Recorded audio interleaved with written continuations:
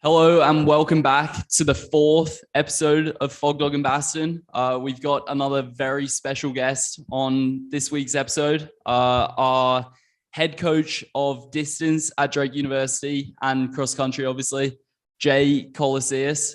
How are you doing today, Jay? Doing just great. Excited to be here. Thank you for coming on. So you've been the head cross country coach at Drake now for a few years. You came in 2017 fall.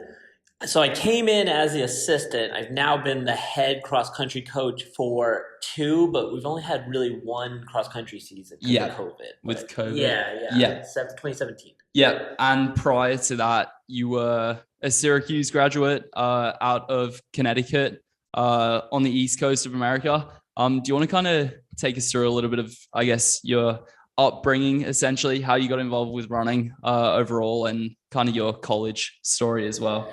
Yeah, I can bring you guys through the whole Jay Koloseus saga there. Little different from the Midwest where we are here in Iowa. I grew up on the East Coast in Connecticut. Running was kind of always a secondary option. I wanted to be really good at soccer and other sports, but was just good at running. Followed that to Syracuse University. In high school, I was a really good athlete. I, state champ, whatever it is back then.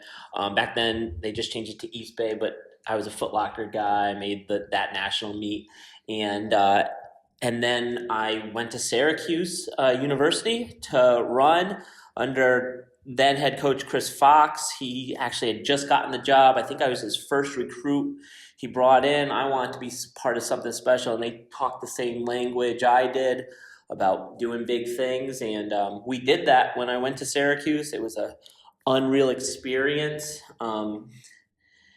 I really didn't want to get into coaching, but I think I owe it to that man Chris Fox who got me into it, and the rest was kind of history. He set me up with a graduate assistant job at Auburn, where he coached at and ran at before, and kind of that was it. I got into it really from my early days on at Syracuse. Yeah, wow, very nice. So obviously, me and Basten came in together. In our first semester here, obviously, we had you as the assistant and Mark Carroll.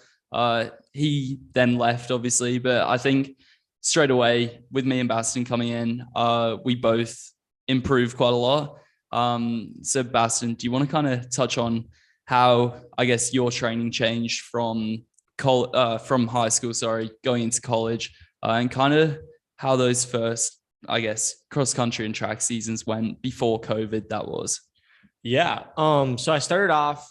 It was more the hardest part to really adjust was the volume.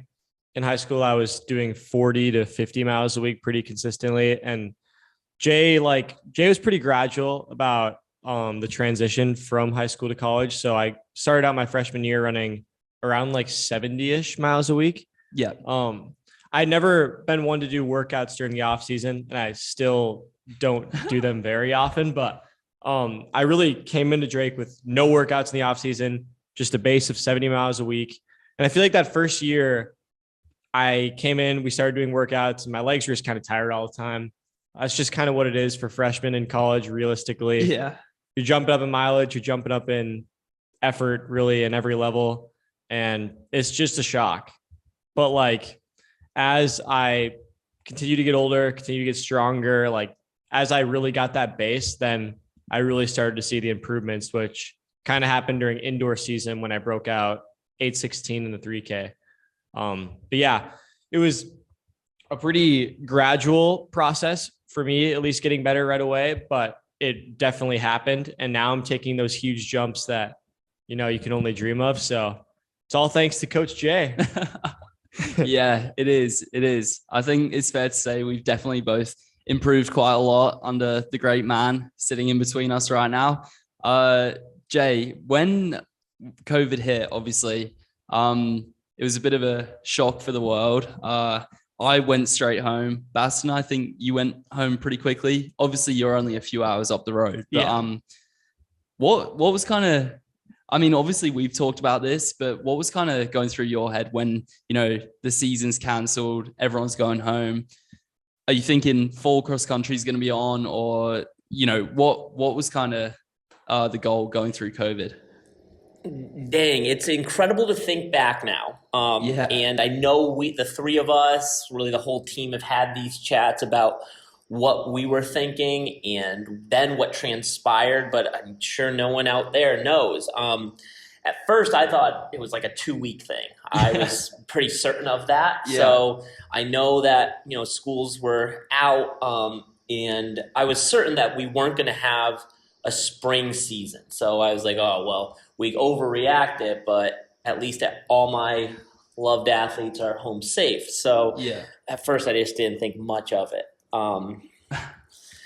Wow, to be completely honest, I was super concerned about my position at Drake. I wasn't sure I really had a job in the fall. Like I mean, I knew I did, but I just didn't know what would happen to college athletics. Yeah. It's kind of like when one thing goes bad, you think of the worst case scenario. Yeah. And I lived in that for a few months.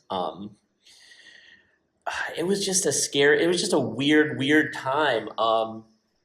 As it all transpired, we didn't end up having cross country in the fall. It was just this bizarre time where Isaac came back to campus. We did like time trials and stuff. Adams, you stayed home in Australia. I felt like I needed to almost re-recruit you to come, to stay faithful, to know that Drake's the place for you, that I'm the coach for, I think you and I maybe talked more than most of the athletes that were here. It was just like, hey, don't lose faith in this thing. The NCAA is coming back. Yeah. I thought it was, but I just really did not know that. Yeah. And then all of a sudden it was back on, and it's just crazy to think about that time. Yeah. But it was. I think looking back on it, if there's any lesson to be learned here, is the worst case scenario never happens. Yeah. If you can live in the moment, it's great. If I had just lived in the moment during COVID, my life would have been awesome. I really didn't have a ton to do. I could have just hung out. Yeah. But instead, I spent the whole time worrying about it, and I didn't have any fun. So Wow. if there's anything to get, maybe it's that. Yeah, no, definitely. I remember probably in, I don't know, October last year, you called me. We called quite a lot just because when I went home, it was like, I'm on the other side of the world now. We don't know when I'll be back. And you called and said that the indoor season was going ahead. And I spoke to my mom and dad, and we were like, there's no way. Like, America is having like 200,000 cases a day or something. Like, it won't be going ahead. And I always planned on coming back. But when it got to January and I hadn't got a flight booked, you were like getting a little bit worried. And then all of a sudden I was back. Like, yeah. I mean, if I don't want to interject here, but if we go back to the numbers, we had canceled the rest of school in the fall. We went home because COVID numbers were getting high in the Des Moines metropolitan area. Yeah. So then we heard the NCAA was going ahead, and I don't know really what to tell you, but I knew that you were training and had a great schedule going, Isaac, and Adam, you were following a phenomenal schedule, and we were doing well. So if there was any chance at all that that we were going to have an indoor season, we wanted you boys here. So it was just nuts. Just nuts. And it worked out, I guess. Basten, what did you run indoor? Indoor, I had kind of a crappy indoor season. Yeah. That's my sophomore year. I ran the 5K at the Iowa State Classic, took a fall in the first lap. Yeah. Didn't really mentally physically recover from that one. 14:30 odd, but with a fall. Something like that. Yeah. And then I got to win a conference again in a 5K that they couldn't even count the laps correctly. So 5,200. I still to this day don't know how that could possibly happen at a conference meet, but I guess it did. I guess I have a question for you, Jay. How much? So you went from being an assistant coach to a head coach. Our training schedules changed a little bit. I wouldn't say like a lot, but like, I'm curious, like how much of your training of what you what you do on a daily basis, how much of it comes from Carol and how much of it comes from Fox, or like, is it kind of on your own, or like? That's a heck of a question, and I think running is a very simple thing. I'll put that out there early. What we did at Syracuse, what Coach Carroll believed in, very, very similar. Yeah. The top coaches in the NCAA all see things pretty similarly. Yeah. Now, details create success, I think, in our field, and I think maybe the one thing that's really different is how we live our daily lives. I think we're as a group now really good at enjoying the process, and I think that goes a long way. Yeah. But beyond that, it's really, I believe a lot in Jack Daniels' VO2 dot system, really working out with threshold and repeat paces in mind. But beyond that, I would think it's a melting pot of everything, just all the experiences going into it. And now that we've gone through a couple of years of this, we have the notes of this is the workout we go to here. This is it's almost not really a guessing game anymore. We know what works for the boys, and we're going to always follow that. Yeah. An interesting reason why I asked that is because I come from a high school where we did pretty low mileage, but 3 times a week we'd do workouts and we would go all out every single time, 3 times a week. And obviously that's not what you're really supposed to do when you look back on it. But I think when I came here, the volume doubled, really, to be realistic, but the workouts aren't quite as hard as they were in high school. Mm-hmm. You're not absolutely smashing yourself in every single one. Yeah. Like they're hard, but they're not all out. I feel there's this gear that you're saving for race day that you don't really use in workouts, at least when we're here. But in high school, I feel like the coaches just don't really know that. Yeah. And so you're just expected to be going all out 3 times a week. Yeah. And you maybe do occasionally touch on that gear, in quick strides and maybe 200s at the end of workouts as you're getting, I guess, towards the end of fall, with track season on the horizon. But it's the same in Australia. When I was first getting recruited, when I was in Australia, I was running up to 50 miles a week. And if I hit 50, I'd be like, wow, big week. But 3 workouts, pretty much all speed focused. Very, very different philosophies, I guess. And I think there's a lot more probably support and results to show for this kind of system being a lot better, especially for the longer stuff. And as you get into college and you get into, cross country, we both ran at nationals this year. Didn't quite go to plan, but making that just kind of really says a lot for this kind of coaching. And on that note, obviously, Corona happened. I came back, came 4th indoor. Did you kind of feel like when I was coming back, that was something that was achievable? And at the end of the season, indoor at least, was that it made it all worthwhile, I guess, coming back?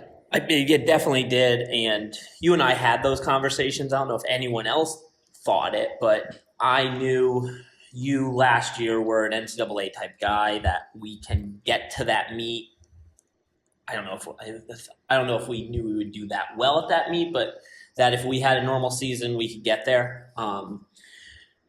And I think that just goes to show, we were working together then at that point for about a year. And I think it takes about a year of growth, of that sort of training where it's, we're not going to the well all the time. We're touching on the well, and then eventually we can run fast, we can run far. It all works. Yeah, no, 100%. And then obviously, Basten, you mentioned that the indoor season wasn't it was pretty solid. You won a conference title, ran some decent times, but then I think outdoor obviously is where you really kind of hit your straps. I think for me, at least, obviously you opened your outdoor season in the 1500 with a 3:47. Mm-hmm. I paced you for that.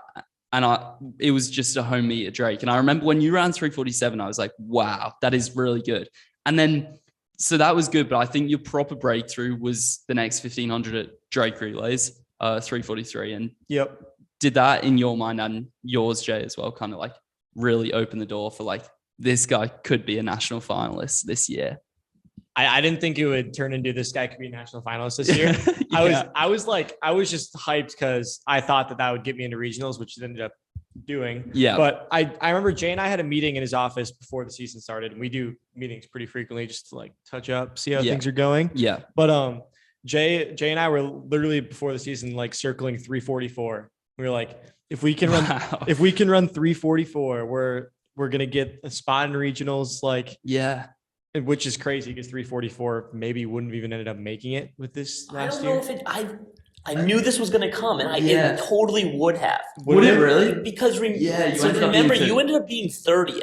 Oh yeah, so many express. So that's. I feel like we have this talk over and over again, and we're always like, "Oh, will this time make it?" And it's always a little bit slower than you think it's going to be, but it is. The NCAA is crazy right now. I agree. Yeah. So we ran 343. We made it, and then kind of just I've already touched on this a little bit, but every round going into it, I was just like, well, maybe I'll survive, but probably not. Like if we're being realistic, we're just gonna give it a chance, and things really went my way. I think what Jay said is completely true, like of needing a year to like really adjust to like the mileage, adjust to the system. And I feel like I really did. Yeah. It almost felt like it hit me all of a sudden. Like my legs just didn't feel as dead on a daily basis. And like, my workouts were just getting better and better and better. Yeah. But like, I feel like my workouts weren't ever like bad when I came here. It was just like, it wasn't quite translating to the races yet. Cause I was having those solid workouts, but I think there was like some sort of mental barrier in my mind, like on race day, and maybe just like a physical barrier just because I haven't done it before. Yeah. But like, then once you start running those faster times, then like that becomes normal. And then you run another faster time, that becomes normal. Exactly. And it kind of just like kept happening like that. Yeah. Speaking of you maybe mentally not being able to get it together on race day for a while, I remember in our first track season indoor, you kept running 412, or maybe you ran it twice. And I remember every week or every time you were going to be running a mile, you'd put something on your Snapchat story like, I'm going to run quicker, I promise you this week, like I'm going to run quicker. And then you kept running 412. And then I was on the beach in Australia in January this year. I think it was your first indoor meet. South Dakota. Yeah, it was South Dakota. It was like 6 a.m. in Australia. I'd been for a morning run and we were like on the beach. It was probably 2 p.m, maybe in America, maybe 3.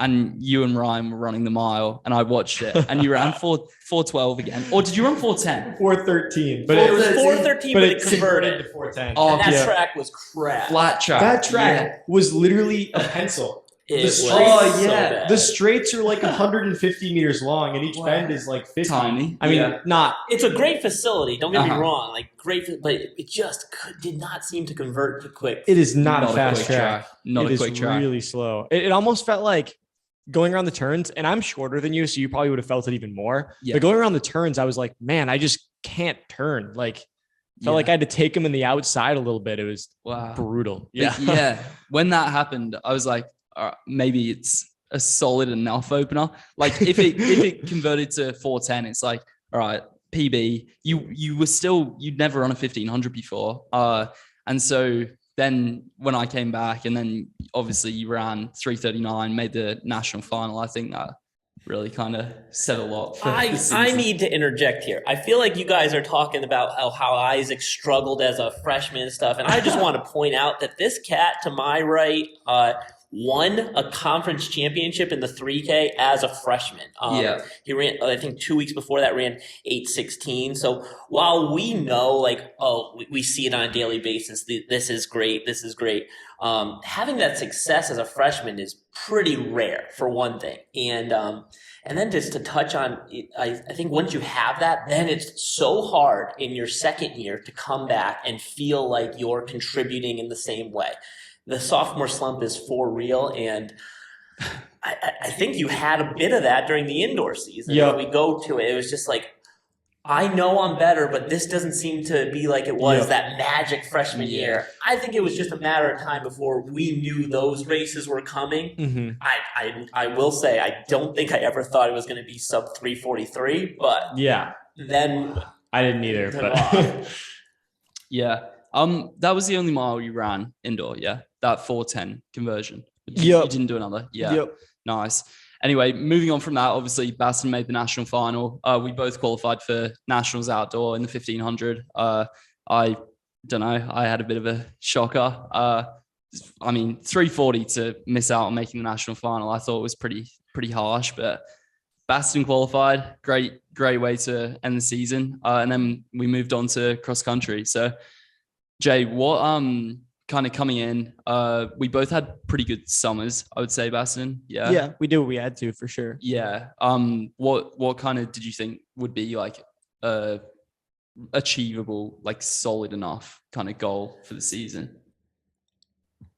I think coming in, I thought in cross country, you guys are still just being so green and novice to these miles and stuff that doing well in our conference meet was kind of like the big thing. Like, can we get them ready for that? In the back of my mind, I definitely thought we had an outside chance of qualifying individually as for NCAAs. Yeah. Probably more with you, Adam, just because you're a year longer into this thing, and Isaac, you're new, and geez, before conference, we weren't sure.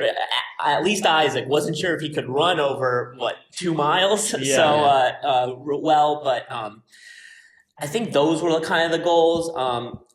I knew in the back of my mind, like, you guys are phenomenal athletes, like, but on a certain day, you kind of have to be lucky. Things have to go right for you to make that NCAA meet over 10K, and you did that. I mean, I just think with the two of you, you guys have bought into this system, and so every time we do set a goal, we pretty much always get it. It's kind of awesome in that sense.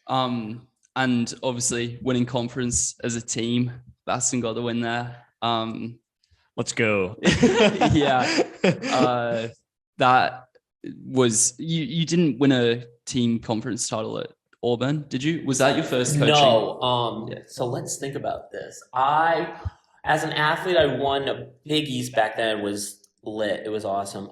We won conference championship, at least one in that. And then when I was a graduate assistant at Auburn, we just weren't very good, to be completely honest. The SEC was really deep. We had great athletes, but I think we might have been 4th at the highest there. Then I spent 3 years at a junior college where I started the program. We did win a lot there, but it was just kind of a different beast. And then Lewisburg College in North Carolina. Started a program there, and it did take off. We got pretty darn good. We've had some great athletes come out of there, but quite different than the D1 system, the D1 NCAA system. And but anyway, then coming here, I knew about the Drake Relay, saw the facilities. It was like, if it can't happen here, why? I don't know what it's going to take. Let's go try our luck at this thing. And to be honest, when we first got here, I was like, oh, this is going to be one heck of an order. But you guys obviously turned the table there. We dominated that meet. It was probably the best day of my life. It was awesome. Can you agree with that, Basten? Pretty good day. Oh, man. Yeah. I remember Jay wanted me to do the 5K that day because it looked at relays? Conference. But we're talking conference. You're talking about, Yeah. Conference, though. Pretty good day. I said best day of my life, winning NBC conference. Oh yeah, for sure. It was a very good day. That was pretty cool. But touching back on Drake Relays, you were meant to be running a 5K. I was meant to be running 5K. But also you had a little steeple period. Remember, you never ran. It was one practice. Yeah, it was more than that. It was 2-3 practices. I think it was 4. Because it seemed like it was for like a whole month there. Yeah, because it seemed like you might not get into regionals. Well, because they changed it from 48 to 32. Yeah, because of Corona. And then I panicked. Jay never panicked, but I panicked. Jay secretly panicked.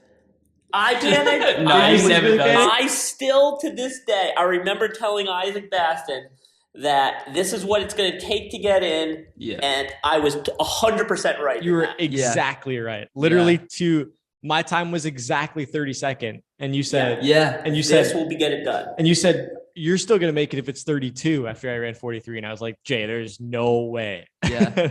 I remember at the start of the season when you ran your 3:47, it kind of seemed like there could be an outside chance That's of that. true. And then everyone started running so quick. I thought last year what we were hearing, like there wasn't a Brian Clay meet, the Stanford meets weren't going to happen. In my mind, I was like, okay, well these elite races aren't going to pull in these numbers, but people were getting it done. The people were traveling, and we really weren't. And it's so yeah, it was just like week after week. Oh boy, this is actually gonna be tough. But it all worked out great. You know, we got it done. No, definitely. If Basten ended up running a 5K at relays, I think the season probably could have panned out pretty differently, because you probably would have got a chance to run a quick 1500, but I think in the end, running it at relays and getting that 3:43 probably set the tone for the season. And I mean, that was the best chance, really. Like I was running in like last for the good part of like the first half of Drake relays. That's nothing different to nothing different is that's how we do it. But that's like that field was so competitive. It was just a great race to just latch on behind and then go to work in the last lap and see what we can do. It was a good field. You got just edged out, nearly got that win. That was an incredible race though for you. That was a great field, a great race. Heck of a day. Such a good day all around. All right, so yesterday at 2 p.m. I became the second Bulldog in the history of Drake anyway to break 4 minutes in the mile. It was a pretty amazing experience. Got out at like 62, a little bit slow, but then we ramped it up and closed hard like always, and we broke 4. Kind of the goal going into it was to break 4 for sure, just because that's such a big like monkey on the back or whatever. And then breaking 4, maybe getting a national qualifying time out of it. Again, like the NCAA is so fast, we just don't really know if me running 3:58.88 will end up making it. Probably not, honestly, but we're hoping for some luck. We'll see. Jay's panicking now. I'm not, but I would like it if it said 58.3. How about that? But I think we're sitting great at number 1 in NCAA. I think by 4 seconds. So that is we can't be too stressed right now. Yeah. But anyway, Jay, like, take us through like what's like to have 2 Drake athletes breaking 4, like pretty much the life, much 1 year apart, right? I was less, in February. Less. Yeah. Well, so in the calendar year of 2021, both of us. Hell of a calendar year. And like, where was our training similar? Did you know it would happen for both of us when it did? And like, what was kind of going through your mind beforehand, training wise? Wow, there's a lot in that. One thing I would like to say right now is that as much as you guys do train together, like you're kind of different athletes too. Adam has, I don't know if matured the right word, but like the slower stuff and the longer stuff has really taken off in your training to where you're just so comfortable at those paces. Yeah. Where and Isaac, we still I don't know, rely on a little bit of turnover here and there to keep your legs going. So, we do separate some things. So, you are individuals as much as you do some incredible work together. I think the combination helps a ton. But then to know, can we get this done? I mean, boy, I remember telling you really early on this calendar year that I think we could do it this calendar year, and not being so sure if that was like a fact. I remember thinking, I think your parents might have been involved in that conversation, being like, I think we could do it this year if we needed to, like breaking 4 minutes. And it's just such a tough thing to do. But then going into it, really the way this cross-country season went, all the summer we had talked, all of us had kind of put together a game plan, like we were going to take cross-country, seriously, but the racing would be kind of scarce through it, because at the end of that cycle, that, base we laid, we wanted to run a fast effort on the track. And Isaac, that's essentially what we've done with you is, we took those great miles you had in the summertime. We ran a season with it as we tapered. Then we even took a little bit of a break, mostly because you were sick. We did really, 2 fast sessions, like one and a half real fast sessions, and that was enough to I think put you in the shape and the fitness you are. And now it's time again to regroup. We get to go back, put some big miles in, and do it again so that we're even faster and sharper come the spring and winter season. So I feel like that was a lot of talking to answer what was a simple question, but it was a podcast. It was let's say it was a planned thing. I've gotten a lot of texts like, "Wow, so early! That's amazing!" Yeah. And I think it. Can I say comfortably that between us, we knew it was there. Yeah.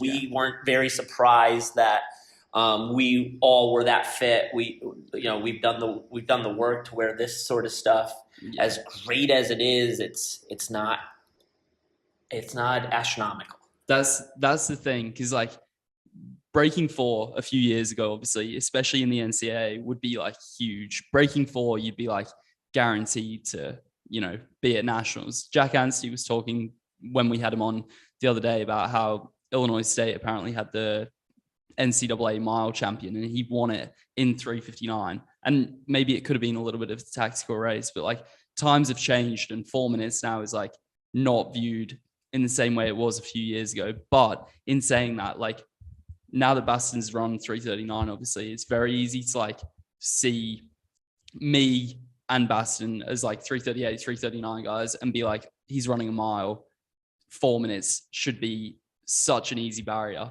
But at the same time, you like we were talking about, it was like, I think you asked me, is he going to do it? And I was like, yeah.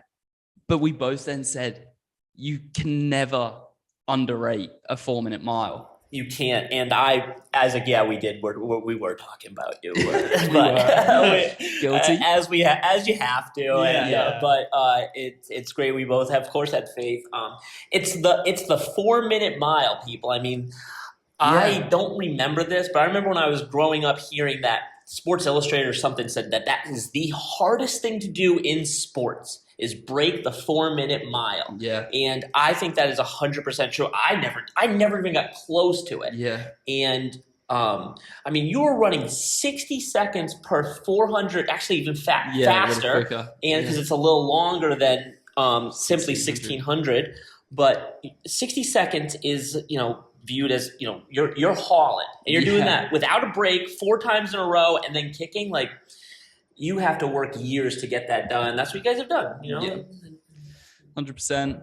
And early days, Basten, obviously you knew you could break 4, hopefully a little bit more, January, February. Yep. That's the goal. Yeah, seriously. Just making nationals is the goal.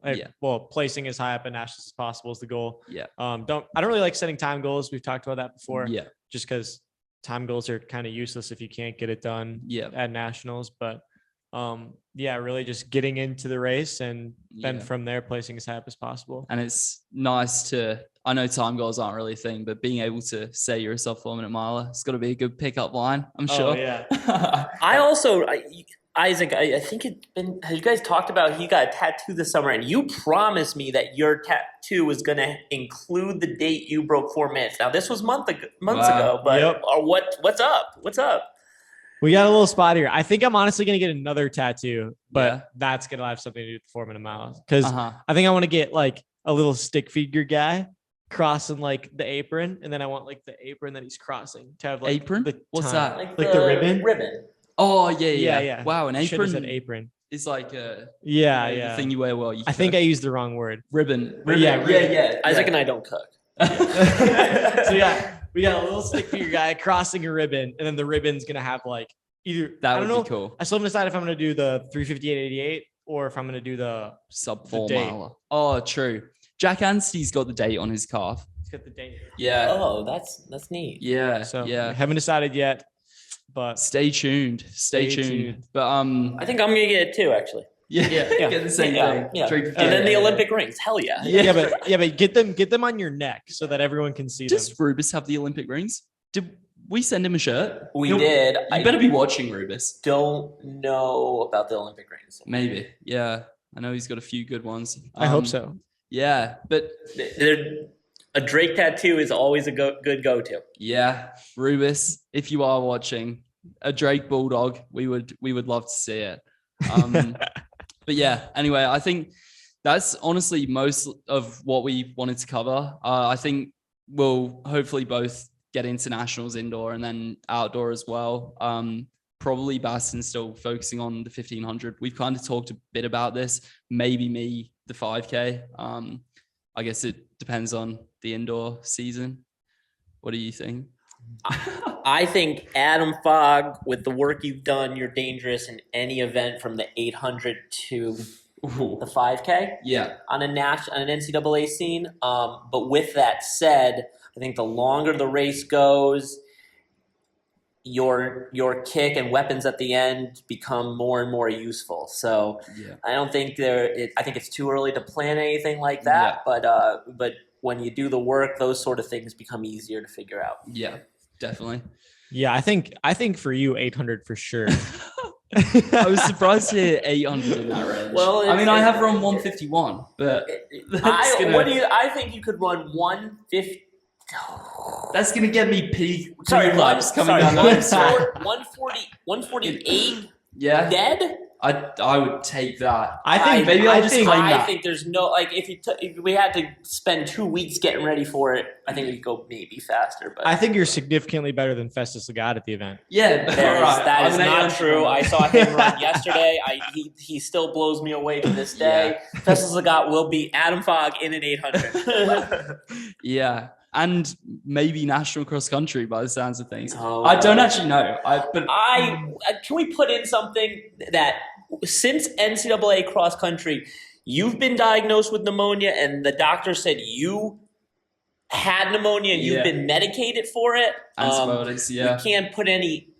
I don't want to put any excuses in there, but something seemed up. Anyway, we had one hell of a fall. Yeah. We had a great season opener. There's a lot of great things happening at Drake University. Absolutely. And with that, I think it pretty much wraps us up. Anything to add, Basten? Or? Yeah, no, I think he answered all my questions pretty well. Yeah. Well, you kids at home, you stay in school and let's work hard so one day you could be like these two. Yeah, sitting either side of Jay, recording a podcast for your new show. Thank you very much for coming on, Jay. We'll see you at practice. Actually, well, no practices. No for the season. Done for the season. So, I guess I fly back to England Tuesday, finals week, and we're out of here. Thanks again for coming on. Yeah. Thanks, Jay. All right. Go Dogs. Go Dogs. Thanks for listening, everyone. Is that a stupid thing at the end? You can't stay in school. I just watched it on Seinfeld where Kramer said.